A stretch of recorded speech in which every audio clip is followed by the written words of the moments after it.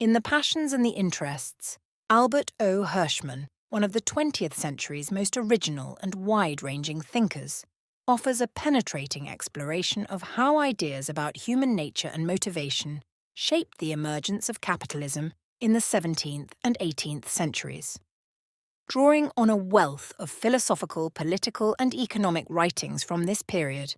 Hirschman uncovers a dramatic intellectual shift that occurred in the lead-up to the Industrial Revolution,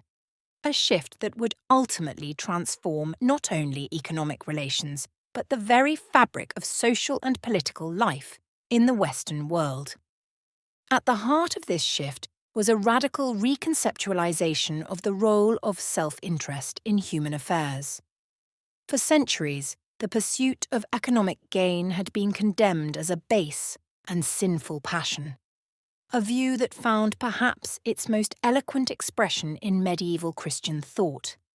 In this worldview, the lust for lucre was seen as a dangerous and corrupting force, one that needed to be tightly controlled and subordinated to higher spiritual and moral ends. The figure of the avaricious merchant, consumed by an insatiable desire for wealth, loomed large in the popular imagination as a symbol of vice and depravity. Against this backdrop, the celebration of honour, glory, and military valour occupied a central place in the aristocratic ethos of the time. From the chivalric code of knighthood to the humanistic ideals of the Renaissance, the pursuit of fame and distinction through heroic deeds was held up as the highest calling to which one could aspire.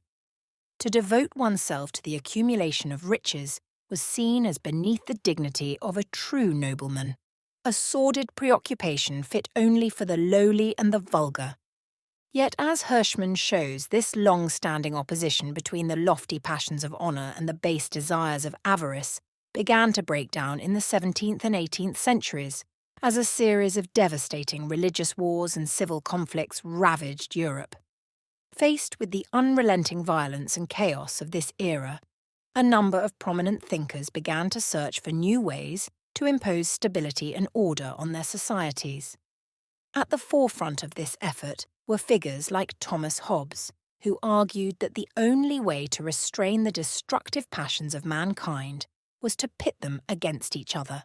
to set up a system of checks and balances in which one impulse could be used to counteract another. It was in this context that the concept of interest first emerged as a key term in political and economic discourse.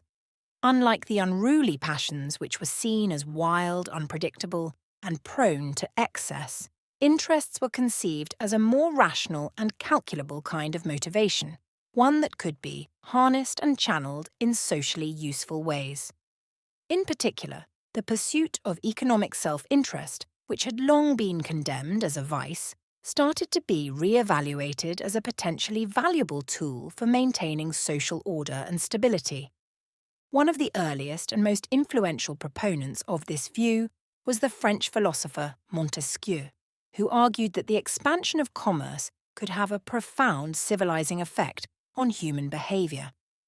By engaging in trade and industry, Montesquieu suggested, individuals would be encouraged to develop habits of prudence, frugality, and moderation as they learned to pursue their interests in a more systematic and disciplined way. At the same time, the growth of commercial relations would create new forms of interdependence and cooperation between people, as they came to rely on each other for the satisfaction of their material needs. For Montesquieu, this process of gentle commerce, doux commerce, held out the promise of a new kind of political order, one in which the destructive passions of individuals could be tamed and reconciled through the pursuit of mutual economic advantage. In a world dominated by trade and industry, he argued, rulers would no longer be able to govern through sheer force and coercion, but would instead have to learn to respect the interests and rights of their subjects. The rise of a commercial society, in other words, would create powerful incentives for the moderation and restraint of political power. This idea was further developed by the Scottish economist Sir James Stewart, who saw in the growing complexity of the modern economy a new kind of safeguard against arbitrary and despotic rule. Like a delicate watch mechanism, Stewart argued, the intricate web of commercial transactions and financial instruments that characterized the emerging capitalist order could not be easily tampered with or disrupted without causing widespread harm and disruption. Any ruler who attempted to intervene too heavy-handedly in this system, he suggested, would soon find himself facing a severe economic crisis and a loss of public confidence. In this way, Stewart and other thinkers of the Scottish Enlightenment helped to popularise the notion that the pursuit of self-interest, far from being a destructive or antisocial force, could in fact serve as a powerful engine of progress and civilization. By harnessing the energy and ingenuity of individuals in the service of their own material advancement, they argued,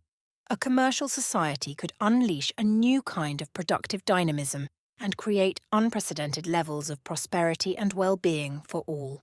Yet, as Hirschman is careful to point out, this optimistic vision of the civilizing effects of capitalism was not without its critics and detractors. Even as figures like Montesquieu and Stewart were extolling the virtues of sweet commerce, others were warning of the dangers that an unbridled pursuit of economic gain could pose to the social and moral fabric of society. One of the most trenchant of these critics was the philosopher Jean-Jacques Rousseau, who saw in the growing influence of money and markets a corrosive force that threatened to undermine the very foundations of human community and solidarity. For Rousseau, the pursuit of self-interest was not a benign or civilizing impulse, but rather a deeply alienating and dehumanizing one, which encouraged individuals to view each other as mere means to an end, rather than as ends in themselves.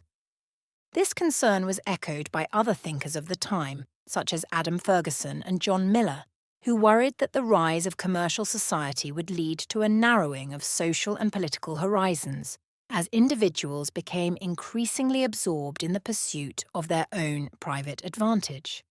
In a world dominated by the cash nexus, they feared, the bonds of loyalty, affection, and mutual obligation that held communities together would gradually erode, leaving individuals isolated and atomized in the face of impersonal market forces.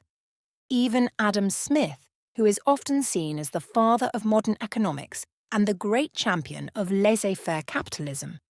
expressed ambivalence about the moral and social implications of the commercial order he helped to theorize. While Smith saw the division of labour and the expansion of markets as powerful engines of economic growth and prosperity, he also recognized that they could have a deeply alienating effect on the human psyche, as individuals became increasingly specialized in their productive roles and cut off from a sense of broader social purpose. For Smith, the solution to this problem lay not in rejecting the market economy altogether, but rather in finding ways to cultivate moral sentiments and virtues that could counteract its potentially narrowing and degrading effects. Through the practice of sympathy, benevolence, and self-command, he argued, individuals could learn to temper their self-interest with a concern for the well-being of others, and to cultivate a sense of civic responsibility and public spirit that transcended the pursuit of private gain. As Hirschman shows, however, this delicate balance between the civilizing and corrupting effects of commerce would prove increasingly difficult to maintain in the decades and centuries that followed.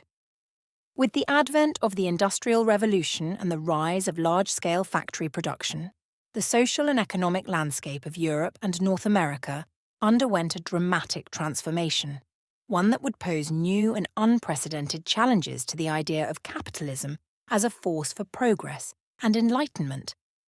The tremendous gains in productivity and material wealth that accompanied the rise of industrial capitalism seemed to vindicate the optimistic predictions of thinkers like Montesquieu, who had seen in the pursuit of economic self-interest a powerful driver of social and political advancement. However, the dislocations and upheavals that accompanied this process of economic modernization also gave rise to new forms of social and political conflict, as the traditional structures of community and authority were upended by the relentless march of industrialization.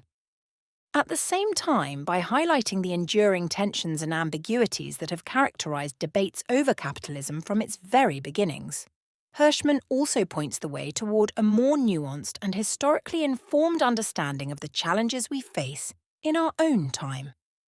Can the pursuit of economic self-interest be reconciled with the demands of social justice and environmental sustainability? How can we balance the dynamism and innovation of market forces with the need for stability, security, and a sense of shared purpose?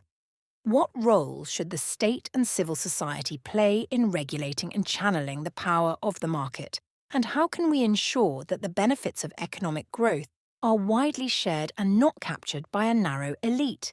These are the kinds of questions that the passions and the interests invites us to consider, not as abstract philosophical conundrums, but as pressing practical challenges that have shaped the course of modern history and continue to define the contours of our own time. By excavating the intellectual roots of the capitalist order and exposing the complex and often conflicting currents of thought that have informed its development, Hirschman offers us a powerful tool for thinking critically and imaginatively about the future of our economic and political institutions.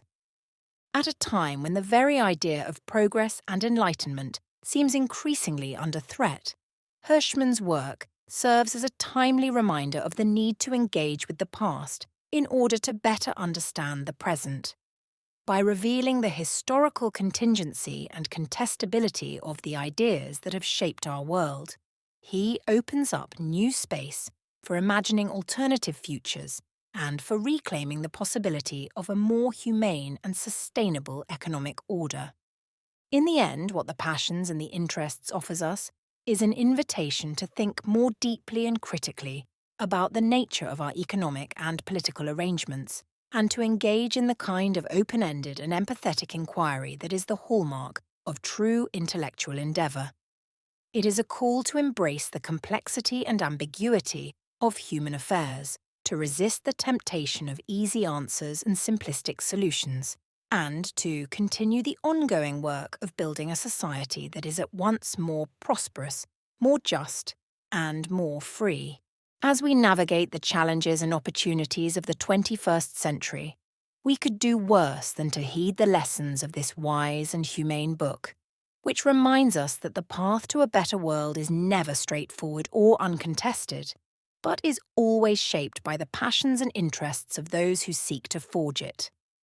By understanding the ways in which these forces have intersected and evolved over time, we may yet find the resources and the resolve to create a future that is worthy of our highest aspirations and our deepest hopes.